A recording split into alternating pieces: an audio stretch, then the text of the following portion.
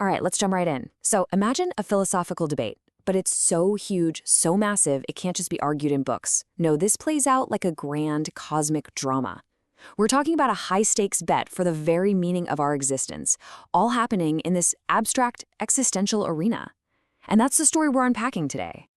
And really, this whole thing, it all comes down to one massive question.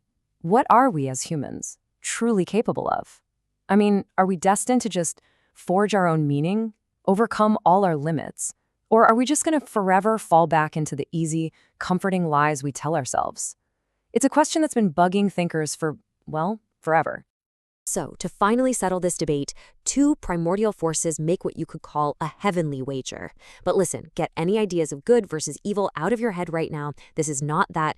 This is a battle of ideas, a clash of philosophies to decide the future of consciousness itself.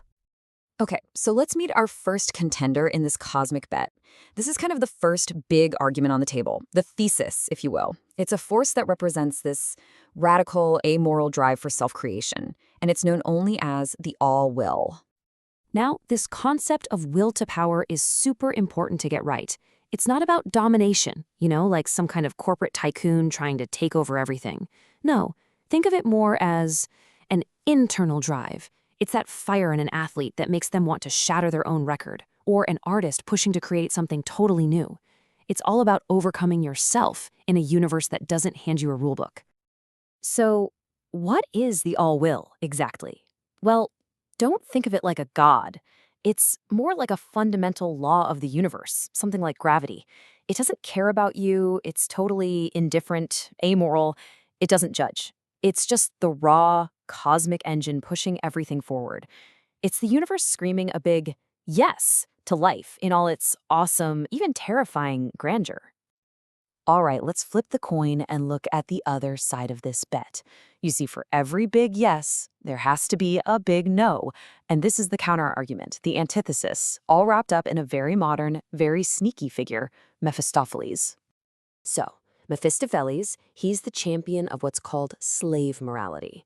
And the key thing to understand here is that this isn't a philosophy of strength, not at all. It's born from weakness, from fear. It's that seductive little whisper that offers you an easy lie instead of a hard truth, that impulse we all have to just soothe our anxieties instead of actually facing them. And forget any images of a demon with horns and a pitchfork. That's not him. Picture a slick, cynical guy in a sharp business suit. He's the embodiment of modern doubt.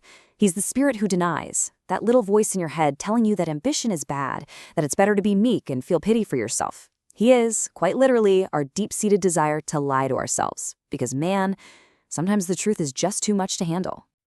And this quote, wow, it just perfectly nails his entire worldview.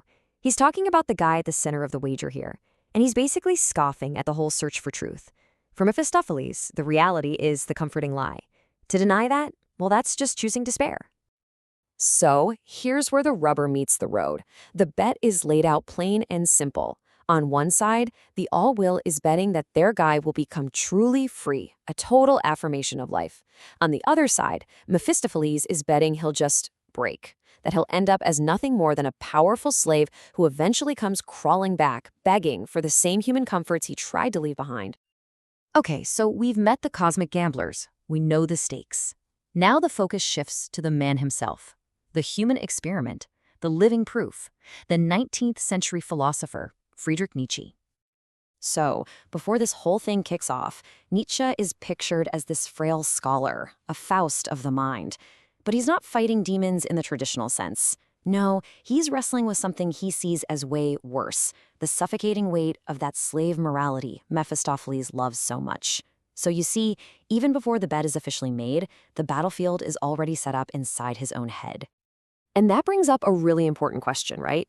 Out of every human being across all of history, why him? Why pick this frail philosopher to be the test case for the fate of all existence? And the answer is all about his courage. His intellectual courage. He was chosen because he was the one person who dared to stare right into the abyss of a meaningless cosmos and didn't blink. What history might call his madness is reframed in this story as something else entirely, the first flicker of divine frenzy. It was the spark that proved he was the one who could handle it. Now, the transformation itself is just fascinating. So some external force gets applied to him. Doesn't really matter what it is. But here's the kicker. That's just the catalyst. The real power comes from Nietzsche's own internal will to power. It basically hijacks that external energy, cranks it up to 11, and uses it to break free. See, he doesn't just get given power, he takes it. And this metamorphosis, it gives birth to the final piece of the puzzle, the final argument. He's not just the subject of a debate anymore. He is the living proof who's going to settle this wager. He is Wotan, the Overman. And just like that, the change is absolute. The frail philosopher was gone. In his place stood Wotan. It's that simple. One being has ended, and a completely new one has begun. So what exactly is an Overman? Okay, 3 key things. First, he's a totally new kind of being. He's not just a superpowered human. He has completely surpassed the human condition. Second, he's got a new morality, one he makes up for himself. He's free from pity, answers to no one. And third, and this is the most important part for our story, his very existence, every single thing he does from here on out, is the living argument that's going to settle this whole cosmic bet. And really, who better to describe this new, frankly terrifying being than his biggest doubter? Listen to the words of Mephistopheles here. He looks at Wotan and he's not impressed. You can hear the genuine, chilling unease in his voice. He sees a monster, a tyrant of the will. That alone tells you everything you need to know about the kind of power we're dealing with now. And this right here is the critical point to understand. The creation of the Overman, that's not the end of the story. It's the starting gun. All the philosophical debates, all the theories, they're out the window now. The only thing that matters is what this being does next. Which leaves us right here, on a knife's edge. The wager has been made, the living test has begun. So what's it going to be? Freedom or frailty? Will the Overman prove that our ultimate potential is a kind of terrible freedom? Or will he just collapse back into the comforting weakness of being human? The bet is on, and his every action is now the proof.